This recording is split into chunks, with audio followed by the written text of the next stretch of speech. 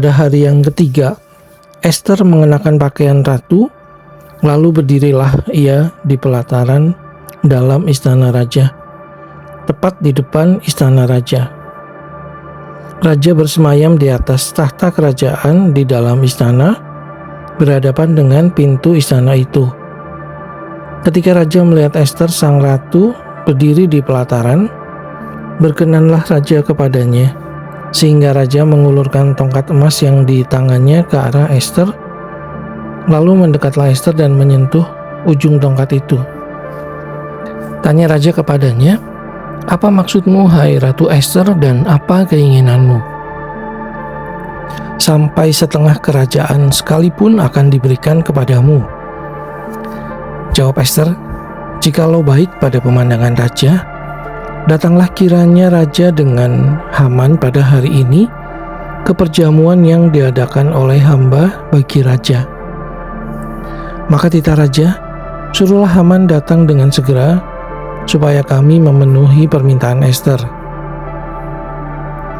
Lalu raja datang dengan Haman ke perjamuan yang diadakan oleh Ester. Sementara minum anggur, bertanyalah raja kepada Ester, "Apakah permintaanmu niscaya akan dikabulkan? Dan apakah keinginanmu sampai setengah kerajaan sekalipun akan dipenuhi?" Maka jawab Ester, "Permintaan dan keinginan hamba ialah, jikalau hamba mendapat kasih raja dan jikalau baik pada pemandangan raja, mengabulkan permintaan serta memenuhi keinginan hamba, datang pulalah kiranya raja dengan Haman ke perjamuan yang akan hamba adakan bagi raja dan Haman, maka besok akan hamba lakukan yang dikehendaki raja."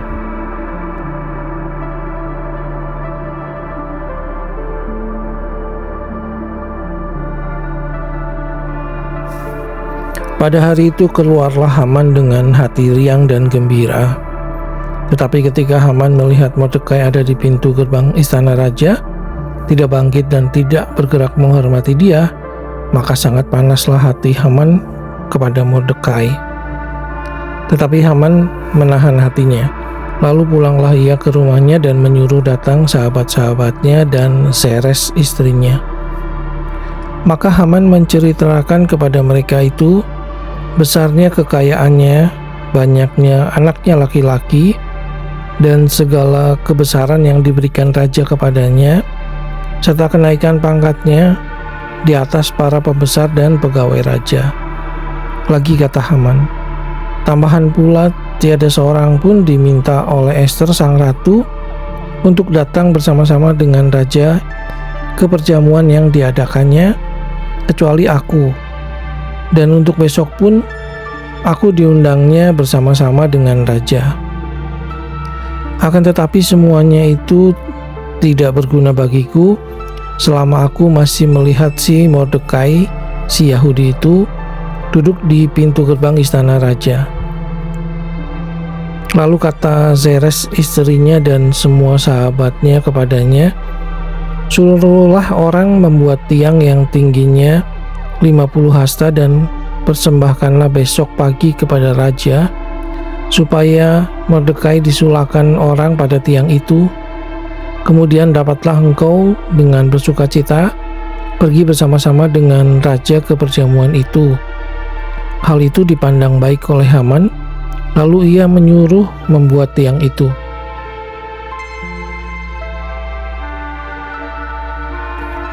Pada malam itu juga raja tidak dapat tidur. Maka bertitahlah baginda membawa kitab pencatatan sejarah, lalu dibacakan di hadapan raja. Dan di situ didapati suatu catatan tentang Mordekai yang pernah memberitahukan bahwa Bigtan dan Teres, dua orang sida-sida raja yang termasuk golongan penjaga pintu, telah berikhtiar membunuh Raja Ahasiweros.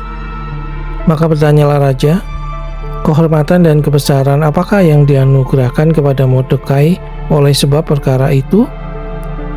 Jawab para biduanda raja yang bertugas pada baginda, kepadanya tidak dianugerahkan suatu apapun. Maka bertanyalah raja, siapakah itu yang ada di pelataran? Pada waktu itu Haman baru datang di pelataran luar istana raja untuk memberitahukan kepada Baginda bahwa ia hendak menyulahkan Mordekai pada tiang yang sudah didirikannya untuk dia. Lalu jawab para biduanda raja kepada Baginda, itulah Haman, ia berdiri di pelataran. Maka titah raja, suruhlah dia masuk. Setelah Haman masuk, bertanyalah raja kepadanya, apakah yang harus dilakukan kepada orang yang raja berkenan menghormatinya? Kata Haman dalam hatinya, kepada siapa lagi raja berkenan menganugerahkan kehormatan lebih daripada kepadaku? Oleh karena itu jawab Haman kepada raja, mengenai orang yang raja berkenan menghormatinya, hendaklah diambil pakaian kerajaan yang biasa dipakai oleh raja sendiri, dan lagi kuda yang biasa dikendarai oleh raja sendiri, dan yang diberi mahkota kerajaan di kepalanya. Dan hendaklah diserahkan pakaian dan kuda itu ke tangan seorang dari antara para pembesar raja, orang-orang bangsawan, lalu hendaklah pakaian itu dikenakan kepada orang yang raja berkenan menghormatinya. Kemudian hendaklah ia diarak dengan mengendarai kuda itu melalui lapangan kota, sedang orang berseru-seru di depannya, beginilah dilakukan kepada orang yang raja berkenan menghormatinya. Maka titah raja kepada Haman, segera ambillah pakaian dan kuda itu seperti yang kau katakan itu, dan lakukanlah demikian kepada Mordekai orang Yahudi yang duduk di pintu gerbang istana. Sepatah kata pun janganlah kau lalaikan daripada segala yang kau katakan itu. Lalu Haman mengambil pakaian dan kuda itu dan dikenakannya pakaian itu kepada Mordekai. Kemudian diaraknya Mordekai melalui lapangan kota itu, sedang ia menyerukan di depannya, beginilah dilakukan kepada orang yang raja berkenan menghormatinya. Kemudian kembalilah Mordekai ke pintu gerbang istana raja. Tetapi Haman bergesa-gesa pulang ke rumahnya dengan sedih hatinya dan berselubung kepalanya. Dan Haman menceritakan kepada Zeres istrinya dan kepada semua sahabatnya apa yang dialaminya. Maka kata para orang arif bijaksana dan Zeres istrinya kepadanya, jikalau Mordekai yang di depannya engkau sudah mulai jatuh adalah keturunan Yahudi, maka engkau tidak akan sanggup melawan dia, malahan engkau akan jatuh benar-benar di depannya. Selagi mereka itu bercakap-cakap dengan dia, datanglah sida-sida raja lalu mengantarkan Haman dengan segera ke perjamuan yang diadakan oleh Ester.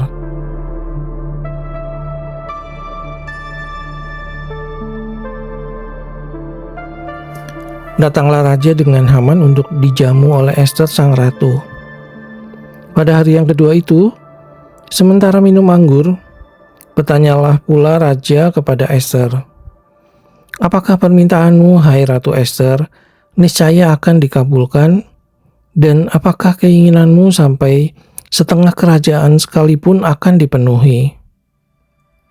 Maka jawab Ester sang ratu, ya raja, jikalau hamba mendapat kasih raja dan jikalau baik pada pemandangan raja, karuniakanlah kiranya kepada hamba nyawa hamba atas permintaan hamba, dan bangsa hamba atas keinginan hamba. Karena kami, hamba serta bangsa hamba telah terjual untuk dipunahkan, dibunuh, dan dibinasakan. Jikalau seandainya kami hanya dijual sebagai budak laki-laki dan perempuan, niscaya hamba akan berdiam diri. Tetapi malapetaka ini tiada taranya di antara bencana yang menimpa raja. Maka bertanyalah Raja Ahasiweros kepada Ester sang ratu, siapakah orang itu dan di manakah dia yang hatinya mengandung niat akan berbuat demikian? Lalu jawab Ester, penganiaya dan musuh itu ialah Haman, orang jahat ini. Maka Haman pun sangatlah ketakutan di hadapan raja dan ratu. Lalu bangkitlah raja dengan panas hatinya daripada minum anggur, dan keluar ke taman istana. Akan tetapi Haman masih tinggal untuk memohon nyawa kepada Ester sang ratu, karena ia melihat bahwa telah putus niat raja untuk mendatangkan celaka kepadanya. Ketika raja kembali dari taman istana ke dalam ruangan minum anggur, maka Haman berlutut pada katil tempat Ester berbaring. Maka tita raja, "Masih jugakah ia hendak menggagai sang ratu di dalam istanaku sendiri?" Tatkala tita raja itu keluar dari mulutnya, maka diselubungilah orang muka Haman. Sembah Harbona, salah seorang sida-sida yang di hadapan raja. Lagi pula tiang yang dibuat Haman untuk Mordekai, orang yang menyelamatkan raja dengan pemberitahuannya itu, telah berdiri di dekat rumah Haman, 50 hasta tingginya. Lalu tita raja, "Sulahkan dia pada tiang itu." Kemudian Haman disulahkan pada tiang yang didirikannya untuk Mordekai, maka surutlah panas hati raja.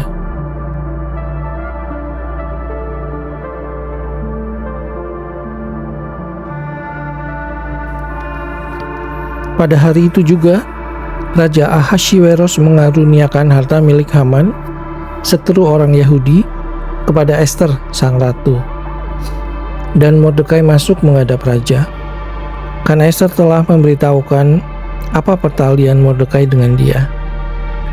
Maka raja mencabut cincin meterai yang diambil daripada Haman, lalu diserahkannya kepada Mordekai, dan Mordekai diangkat oleh Ester menjadi kuasa atas harta milik Haman.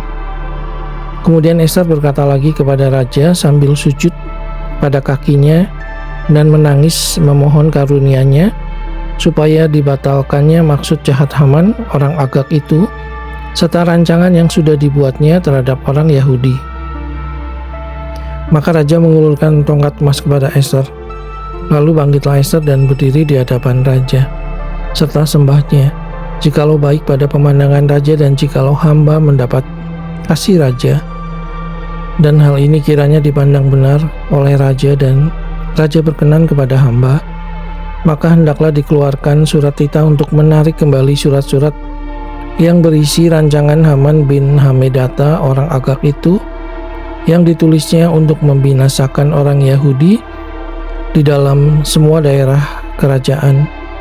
Karena bagaimana hamba dapat melihat malapetaka yang menimpa bangsa hamba, dan bagaimana hamba dapat melihat kebinasaan sanak saudara hamba. Maka jawab Ahasveros kepada Ester sang ratu serta kepada Mordekai orang Yahudi itu, "Harta milik Haman telah kukaruniakan kepada Ester, dan Haman sendiri telah disulahkan pada tiang karena ia sudah mengacungkan tangannya kepada orang Yahudi. Tuliskanlah atas nama raja apa yang kamu pandang baik tentang orang Yahudi, dan meteraikanlah surat itu dengan cincin meterai raja. Karena surat yang dituliskan atas nama raja dan dimeteraikan dengan cincin meterai raja tidak dapat ditarik kembali."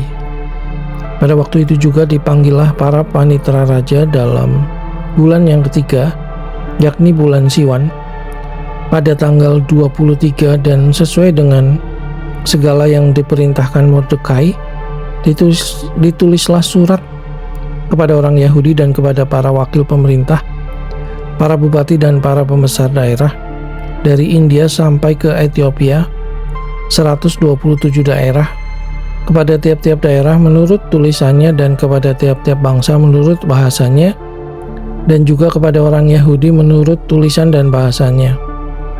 Maka ditulislah pesan atas nama Raja Ahasveros dan dimeterai dengan cincin meterai raja.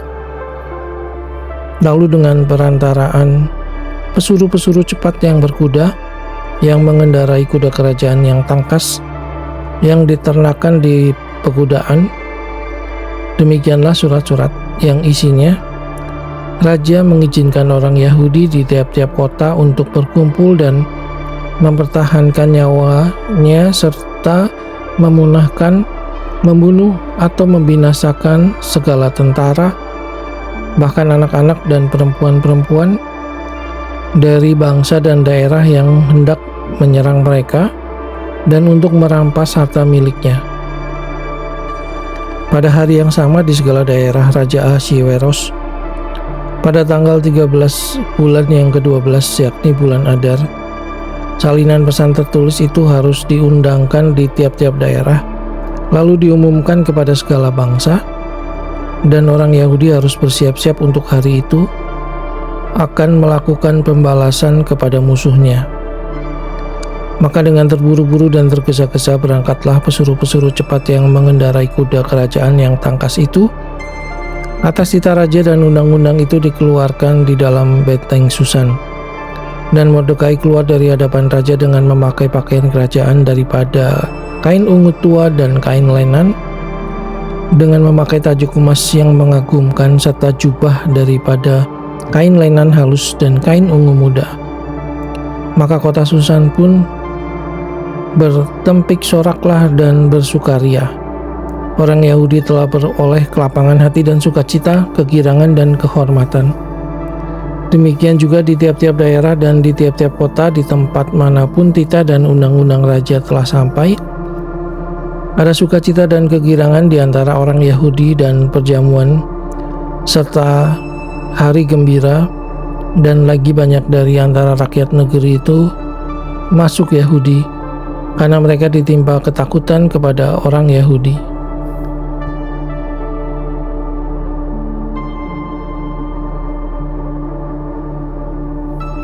Dalam bulan yang ke-12 yakni bulan Adar, pada hari yang ke-13 ketika titah serta undang-undang raja akan dilaksanakan, pada hari musuh-musuh orang Yahudi berharap mengalahkan orang Yahudi, terjadilah yang sebaliknya.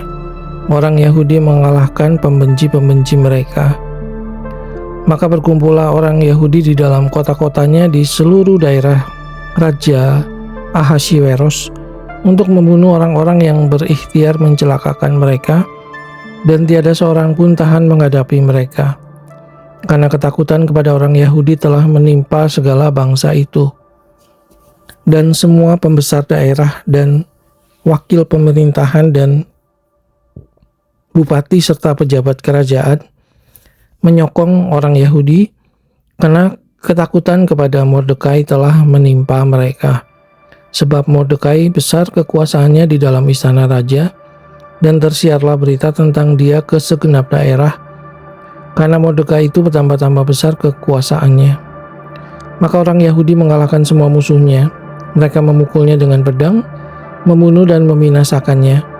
Mereka berbuat sekehendak hatinya terhadap pembenci-pembenci mereka.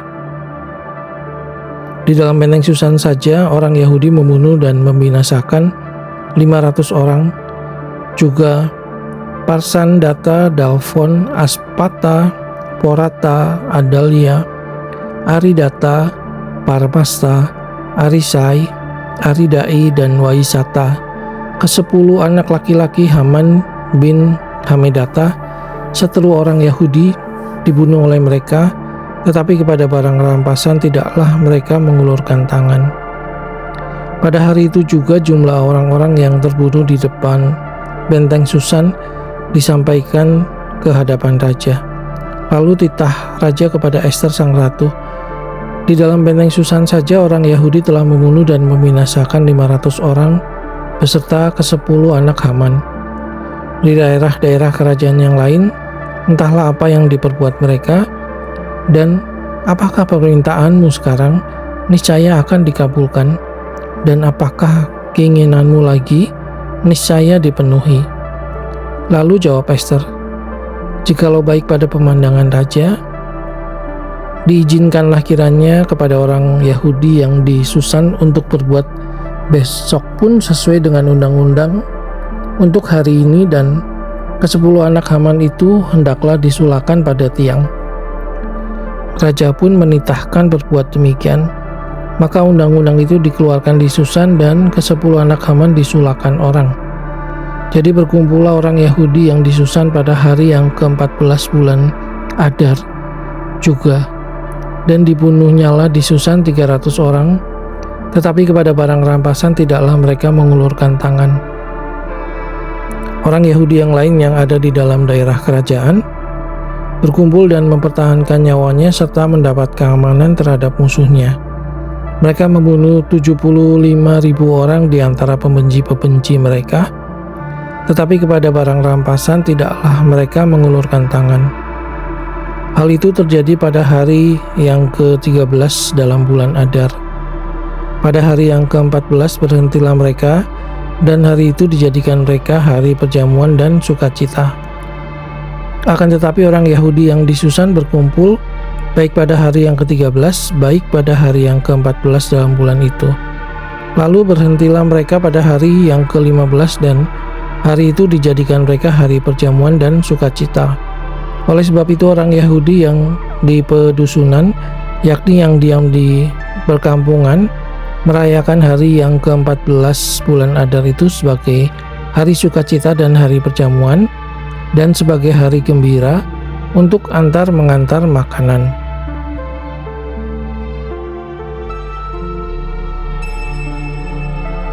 Maka Mordekai menuliskan peristiwa itu, lalu mengirimkan surat-surat kepada semua orang Yahudi di seluruh daerah Raja Ahasiweros,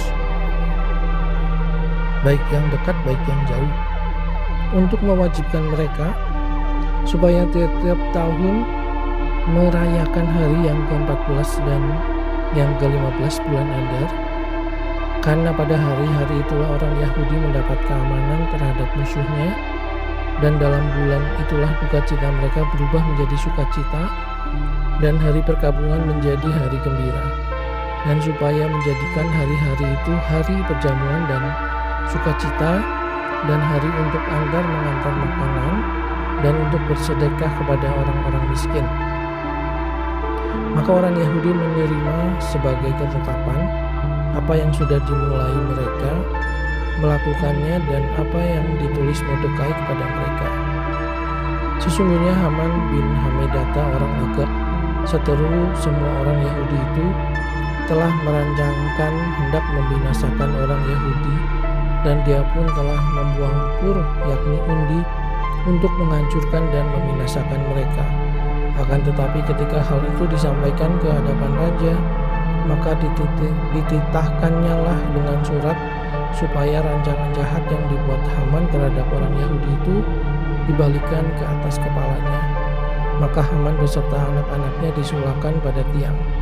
Oleh sebab itulah hari-hari itu disebut Purim, menurut kata pur. Oleh sebab itu jugalah, yakni kepada seluruh isi surat itu dan kepada apa yang dilihat mereka mengenai hal itu dan apa yang dialami mereka, orang Yahudi menerima sebagai kewajiban dan sebagai ketetapan bagi dirinya sendiri dan keturunannya, dan bagi sekalian orang yang akan bergabung dengan mereka, bahwa mereka tidak akan melampaui merayakan kedua hari itu tiap-tiap tahun menurut yang dituliskan tentang itu dan pada waktu yang ditentukan, dan bahwa hari-hari itu akan diperingati dan dirayakan di dalam tiap-tiap angkatan, di dalam tiap-tiap kaum, di tiap-tiap daerah, di tiap-tiap kota, sehingga hari-hari Purim itu tidak akan lenyap dari tengah-tengah orang Yahudi, dan peringatannya tidak akan berakhir dari antara keturunan mereka. Lalu Ester sang ratu, anak Abihail, menulis surat bersama-sama dengan Mordekai orang Yahudi itu. Surat yang kedua tentang hari raya Purim ini dituliskannya dengan segala ketegasan untuk menguatkannya. Lalu dikirimkanlah surat-surat kepada semua orang Yahudi di dalam ke-127 daerah kerajaan Ahasiweros dengan kata-kata salam dan setia, supaya hari-hari Purim itu dirayakan pada waktu yang ditentukan, seperti yang diwajibkan kepada mereka oleh Mordekai orang Yahudi itu, dan oleh Ester sang ratu, dan seperti yang diwajibkan mereka kepada dirinya sendiri serta keturunan mereka mengenai hal berpuasa dan meratap-ratap. Demikianlah perintah Ester menetapkan perihal Purim itu, kemudian dituliskan di dalam kitab